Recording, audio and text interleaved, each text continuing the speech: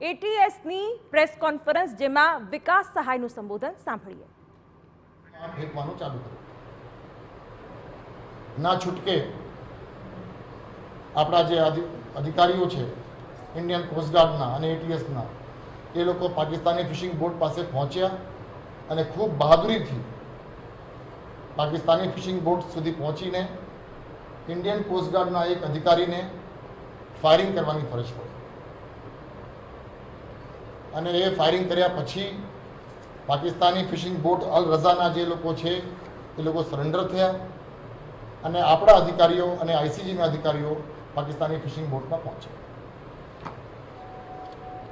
આ સમગ્ર ઘટના દરમિયાન એટીએસના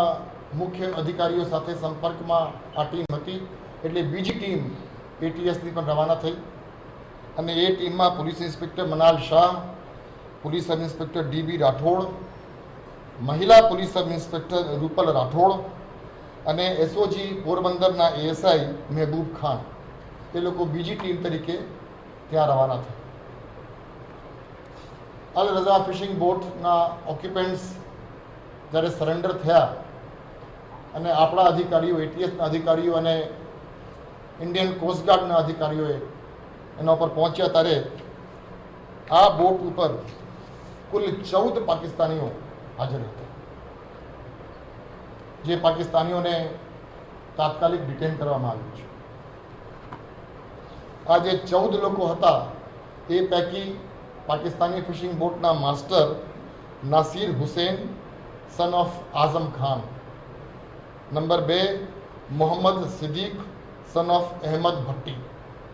number 3 Amir Hussain son of Ghulam Salal son of Ghulam Nabi, number 5 Aman son of Ghulam Nabi, પછી number 6 Badal Khan son of Amir, number 7 Abdul Rashid son of Jabri, number 8 Lal Bakhsh son of Ali Murad, number 9 Yakar Khan, number 10 Kadir Bakhsh son of Ali Murad, number 11 Abdul Samad son of Hussain, number 12 M Hakim son of Musa, number 13 Noor Mohammad ઉર્ફે નોરો અને number 14 Mohammad Khan son of Hussain, તમામ રહેવાસી બલોચિસ્તાન, પાકિસ્તાન. એ લોકો ત્યાં હાજર મળ્યા.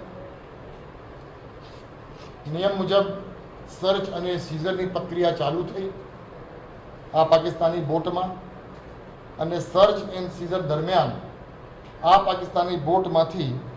કુલ 78 packets આપણને મળી આવ્યું, જેનો કુલ વજન 86 કેજી થાય છે. જેની પ્રાથમિક તપાસ જે થઈ છે, એટલે આ 86 કેજીની જે કન્સાઇનમેન્ટ છે એ કન્સાઇનમેન્ટ હિરોઈન છે એવું આપણને ફલિત થાય છે પ્રાથમિક દૃષ્ટિએ, જેની ઇન્ટરનેશનલ માર્કેટમાં કિંમત આશરે 602 કરોડ છે, 602 crores ઇન્ડિયન રૂપીઝમાં. અગાઉ જે આપણે વાત કરી કે આપણે જ્યારે ચેલેન્જ કર્યા હતા અને ઇન્ડિયન કોસ્ટગાર્ડના અધિકારીને ફાયરિંગ કરવાની ફરજ પડી હતી, એ ફાયરિંગમાં આ પાકિસ્તાની બોટ અલ રઝાના જે માસ્ટર હતા નાઝીર હુસૈન, એમના જમણા હાથમાં ઇન્જરી થઈ હતી, જે ધ્યાને રાખી ઇન્ડિયન કોસ્ટગાર્ડની વેસલ જે છે એના જે ડૉક્ટર છે એ ડૉક્ટર મારફતે એમને પ્રાથમિક સારવાર કરાવવામાં આવ્યું અને ઇન્ડિયન કોસ્ટગાર્ડની બીજી એક વેસલ